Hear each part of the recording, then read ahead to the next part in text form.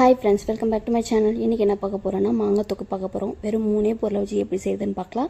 நான் இன்றைக்கி மல்லிகா மாங்காய் அப்படின்ற மாங்காய் எடுத்திருக்கேன். குட்டியாக இருக்கிறதுனால 2 மாங்காய் நல்லா துருவி எடுத்துக்கிட்டேன். இந்த மாதிரி சன்னமாக நல்லா துருவி எடுத்துக்கோங்க. இப்போது ஒரு கடாய் வச்சுக்கலாம். கடாய் சூடுபடுத்தினோடனே கொஞ்சமாக எண்ணெய் விட்டுக்கோங்க. எண்ணெய் நல்லா காயட்டும்.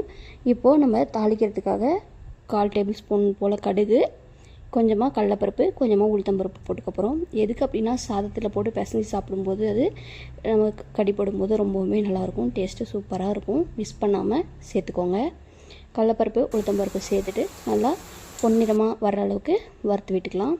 பாருங்கள், பொன்னிறமாக வந்தாச்சு. நான் இன்றைக்கி காரத்துக்காக மிளகாய் தூள் சேர்த்துக்க போகிறேன். நீங்கள் மிளகாய் சேர்த்துக்கிறதா இருந்தால் இந்த ஸ்டேஜில் சேர்த்துக்கலாம். சேர்த்துட்டு நீங்கள் துருவன மாங்காய் சேர்த்துக்கலாம்.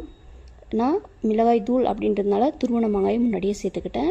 சேர்த்துட்டு நல்லாமே ஒன்று சேர கலந்து விட்டுருங்க. இது நல்லா வேகணும்.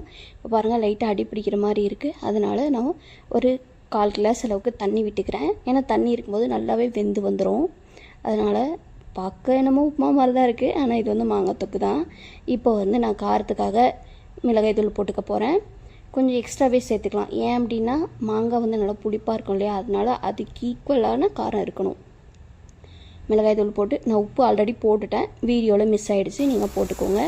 சேர்த்துட்டு எல்லாமே ஒன்று போல் கலந்துட்டுலாம். இப்போ பாருங்கள், உங்களுக்கே தெரியும் லைட்டாக எல்லாமே வெந்து வந்தாச்சு. இப்போ லாஸ்ட்டாக கொஞ்சமாக வெல்லம் சேர்த்துக்கோங்க. அப்போ தான் அந்த புளிப்பு காரம் எல்லாமே ஈக்குவலாகி வரும்.